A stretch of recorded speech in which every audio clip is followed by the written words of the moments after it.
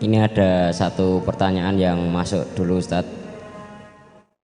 Assalamualaikum warahmatullahi wabarakatuh Ustadz. Waalaikumsalam warahmatullahi wabarakatuh.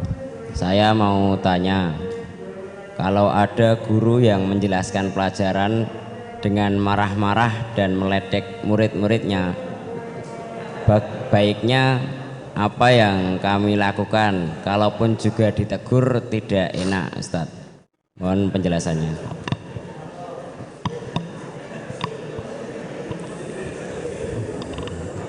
Gurunya ada di sini.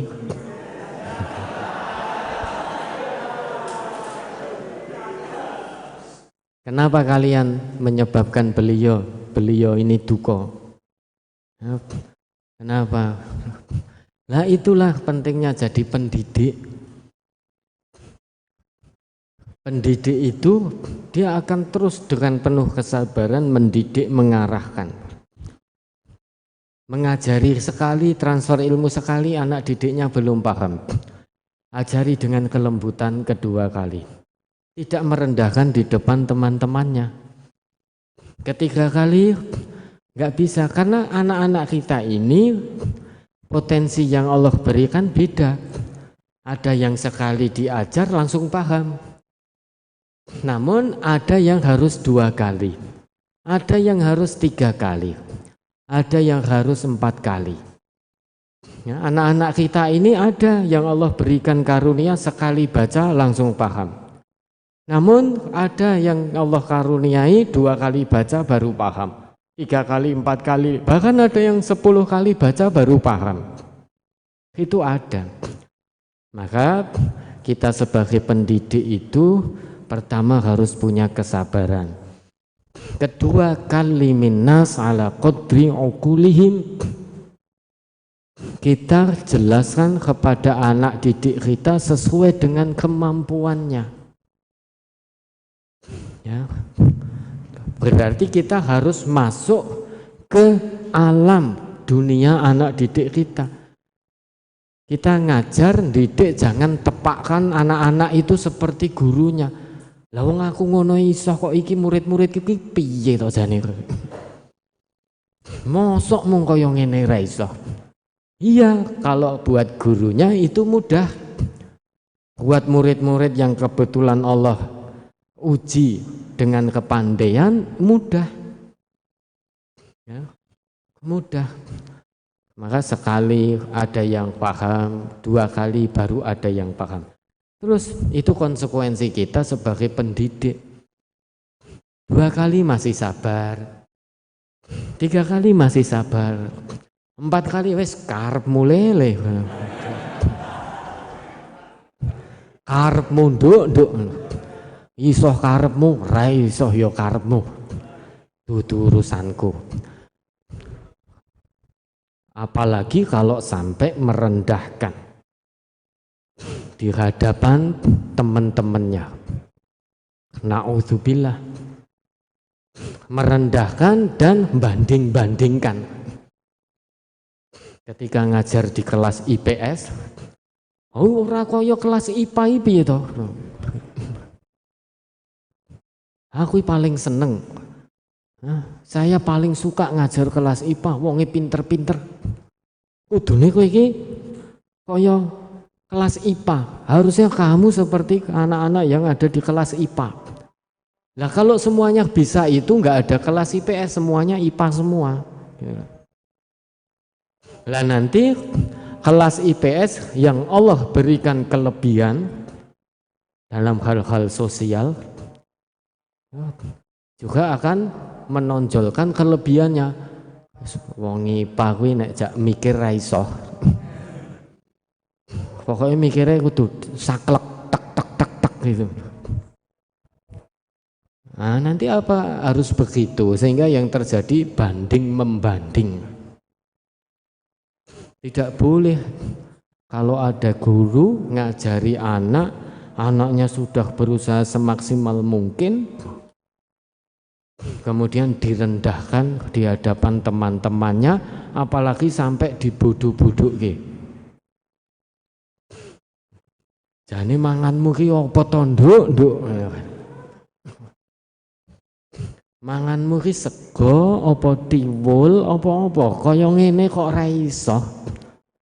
Telu akar pangkat loro kok ora mudeng-mudeng ki jane piye? Ngono kok ya iso ketampa ning kene to kowe.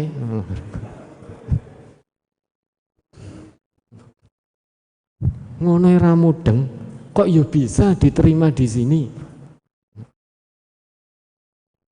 Kenapa? Nah, maka butuh kesabaran.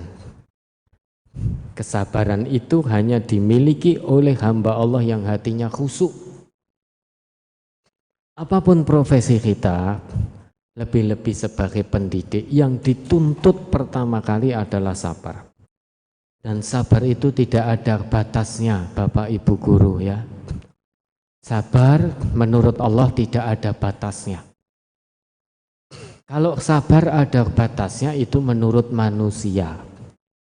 Oh piye-piye sabar enek watese. Iya, itu perkataan manusia. Kalau menurut Allah tidak ada batasnya. Kalau sabar ada batasnya, niscaya Allah tidak akan perintahkan hambanya yang beriman untuk minta tolong kepada Allah dengan kesabaran. Ya ayyuhalladzina amanu sta'inu bis-sabri was-shalah. Kalau sabar di sisi Allah ada batasnya, niscaya ayat itu tidak akan Allah turunkan. Nah, kalau hati ini merasa ada iman, ya mari apapun yang terjadi yang kita hadapi dalam mendidik anak-anak kita ini, kita kedepankan rasa sabar. Jangan turuti emosi.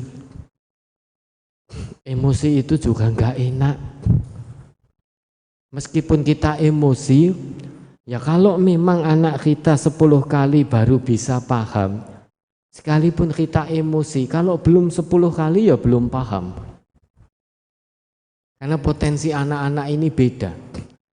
Namun ketahuilah, mereka ini anak-anak kita semua, jangan dibeda-bedakan. Ya, jangan dibeda-bedakan. Kalau yang pinter disayangi, dicintai, dijadikan contoh terus. Yang kurang pinter juga dijadikan contoh yang tidak baik. Jangan seperti fulan. Podo-podo mangan segone telu akar telue ra ngerti-ngerti. Padahal sudah kelas 12. Nah kalau 3 akar 3 nggak ngerti kok ya bisa sampai kelas 12. Nah, maka jangan dibeda-bedakan. Ini semuanya anak-anak kita yang harus kita sayangi, kita kasih, kita didik, kita arahkan sebaik mungkin, sesabar mungkin. Karena ini aset Islam. Mereka ini generasi Islam di masa mendatang. Dengan semua potensi yang ada. Karena Islam ini, dakwah majelis tafsir ini harus kafah. Tidak boleh dakwah majelis tafsir hanya dari satu sisi saja, tidak boleh. Harus kafah. Dakwah di bidang sains, dakwah di bidang ekonomi, dakwah di bidang olahraga, dakwah di bidang seni dan budaya, dakwah di atas mimbar. Semuanya harus kafah. Karena Allah yang perintahkan. Maka jangan melihat anak didik dari kepandaian satu kepandaiannya saja, jangan. Kalau yang pandai sains mesti baik, jangan. Yang hanya olahraga pandainya mesti buruk, jangan. Jangan milah-milih seperti itu. Harus sama. Lihat dengan sudut pandang dari berbagai sudut pandang. Sehingga tidak akan ada anak emas. Kalau olimpiade sains diantarkan, 1 pekan didampingi, disiapkan akomodasi dan lain sebagainya. Kalau kebetulan lomba pidato bahasa Arab wis kono ngebiso dhewe. Kalau kebetulan atas nama wakili, nama SMA sekolahan di bidang olahraga, tidak ada support, tidak didukung. Nah ini namanya pilih kasih. Ini namanya pilih kasih. Dan pilih kasih itu kata Allah, kata Rasulullah, itu pasti tidak mendatangkan kebaikan. Karena kalau kita pilih kasih, berarti kita menutup kelebihan Allah yang diberikan kepada anak didik kita. Maka kenali potensi anak didik, setelah itu berikan fasilitasnya, didik, kawal, arahkan sehingga betul-betul maksimal dalam potensi yang Allah titipkan. Ya, jangan orang olahraga sepak bola dimarah-marahi, gunane apa bal-balan. Orang yang tidak ngerti sepak bola lah yang tidak paham manfaat dari sepak bola. Ya. Wah, ini Ustadz bela sepak bola karena hobi sepak bola. Bukan itu. Kita semua sesuai dengan porsinya. Semua potensi kita dukung, kita support, kita apresiasi. Karena tidak ada dikotomi di lembaga pendidikan Majelis Tafsir Al-Quran. Tidak ada dikotomi potensi, itu tidak ada. La farqa bainana illa bittaqwa. Mau ahli sains, ahli olahraga, ahli seni, ahli budaya, tidak ada beda di sisi Allah kecuali dengan takwa. Yang ahli sains belum tentu masuk surga. Yang ahli olahraga belum tentu juga masuk surga. Yang ahli sains belum tentu masuk neraka. Begitu pula yang ahli olahraga belum tentu masuk neraka. Yang membedakan kita adalah ketakwaan. Itu kalau kita mau menggunakan Quran Sunnah sebagai tolok ukur. Tapi kalau tolok ukur kita tolok ukur duniawi, ya sudah, Quran Sunnah terpinggirkan. Maka akan ada dikotomi, perbedaan, pilih potensi yang ada pada anak-anak kita ini. Nah, pendidik harus sabar. Jangan turuti emosi. Lagi pula menurut Allah, salah satu ciri orang yang bertakwa kepada Allah, kadhimul ghaid, bisa menahan amarah. Itu yang pertama. Di samping itu Nabi kita bersabda, ya, kullul muslim alal muslim haramun damuhu wa irduhu wa maluhu. Setiap muslim itu haram darahnya, haram kehormatannya. Meskipun ini anak didik kita, namun ini sama-sama muslim. Hanya amanahnya saja saat ini berbeda. Kita diberi amanah oleh Allah sebagai pendidik, anak-anak kita ini saat ini diberi oleh Allah sebagai yang dididik. Mengapa? Karena anak-anak kita ini lahir belakangan. Coba kalau anak-anak kita ini ditakdirkan oleh Allah lahir lebih dulu daripada kita, maka niscaya mereka jadi pendidik kita. Maka kita yang mendapat amanah sebagai pendidik, anak-anak kita mendapat amanah sebagai yang dididik, harus ikhlas semuanya. Para guru ikhlas mendidik, murid ikhlas dididik. Itu amanah kita dan akan dimintai pertanggungjawaban di hadapan Allah. Sesama muslim jangan dijatuhkan harga dirinya. Meskipun itu murid-murid kita, harus kita apresiasi. Kalau memang ada sesuatu yang tidak pas, panggil secara pribadi. Berikan arahan-arahan yang mendidik, bukan menjatuhkan. Ya, mudah-mudahan bisa dipahami. Sudah cukup?